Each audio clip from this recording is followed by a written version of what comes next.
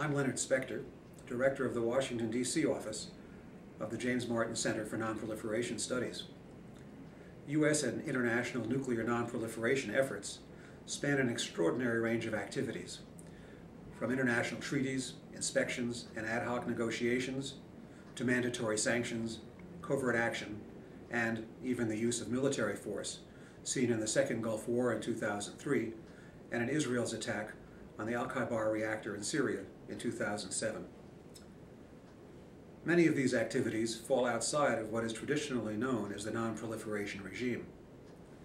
In terms of budgets, manpower, and overall scale, the non-regime activities actually overshadow significantly the activities within the regime itself.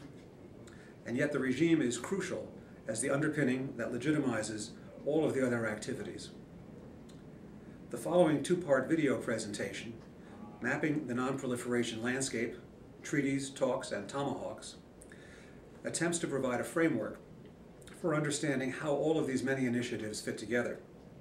Part 1 focuses on the non-proliferation regime, what's in, what's out, and why. And Part 2 looks at the non-regime components and offers an overall vision of the non-proliferation enterprise in toto. As we try to understand how all of the many components of global non-proliferation activities fit together, a good starting point is to characterize the nuclear non-proliferation regime.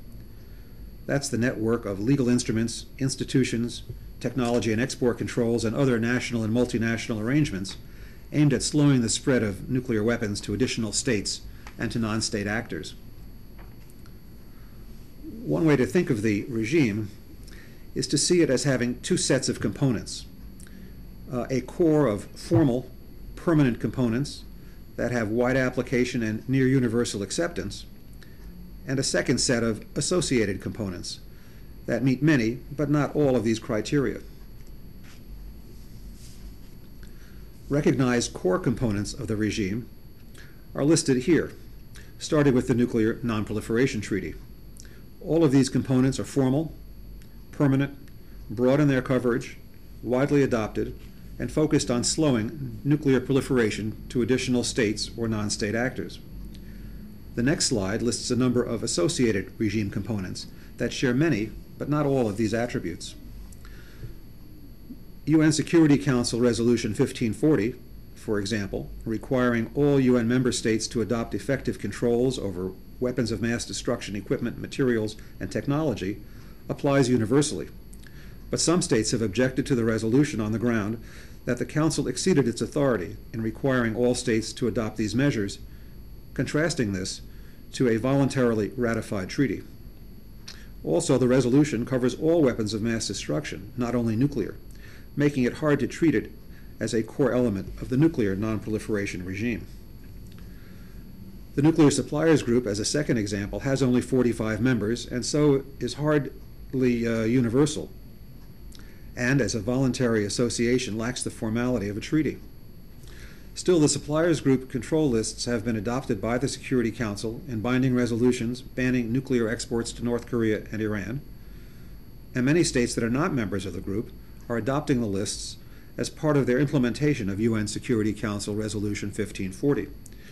So if the Suppliers Group is not yet a core component of the nuclear non-proliferation regime, it is approaching this status, as is UN Security Council Resolution 1540 itself. To look at two final examples, the Comprehensive Test Ban Treaty is not yet in force, and negotiations have not even begun on a treaty limiting the production of fissile material. So again, these cannot be considered fully fledged core components of the nuclear non-proliferation regime, even though they are closely associated with it. While some may argue with these fine distinctions between core and associated regime components, a host of other activities fail so many of the basic criteria for inclusion in the regime that they need to be thought of in a very different light. The next two slides highlight some of these outside the regime non-proliferation activities. The initiatives listed here and on the next slide are of enormous importance to non-proliferation, but are distinct from the regime because they are ad hoc, have limited participation, are not nuclear non-proliferation specific, or are focused on a single country. The UN Security Council, the Financial Action Task Force, and global efforts to combat terrorism, which is certainly part of the effort to combat the spread of weapons to non-state actors. These have emerged not in order to slow proliferation, but for other purposes, and all focus on a much wider spectrum of international challenges. The number of donor and recipient states participating in various cooperative threat reduction measures, to take a second example, is limited.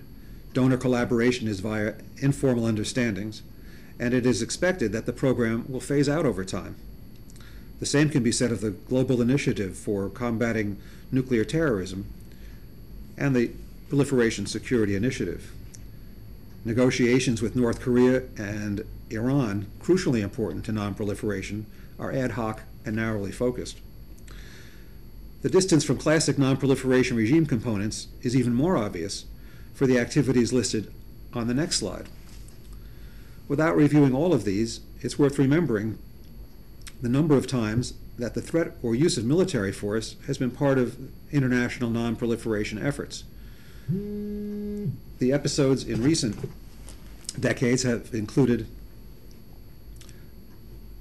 the first Gulf War, which led to the intensive inspections in Iraq by the UN Special Commission on Iraq and its successor, the UN Monitoring, Inspection, and Verification Commission. This period also saw the crisis with North Korea in 1993, which led the U.S. to move additional forces into the region. Another example of the use of force, or threatened use of force, of course, was the Second Gulf War. There was the Israeli attack in 2007 on the Al-Khabar reactor in Syria. And more recently, there have been veiled and more open threats to use military force to eliminate Iran's nuclear capability. Without endorsing any of these, it's clear that to understand the totality of non-proliferation efforts, what might be termed the global non-proliferation enterprise, or the global non-proliferation endeavor, or the big picture, we need to appreciate how all of these disparate elements fit together. What we'll see in part 2 of this presentation is that non-proliferation borrows from 5 external capabilities that have been developed and exist independently from efforts to curb the spread of nuclear arms. This slide, to which we will return as we begin part 2, highlights this relationship.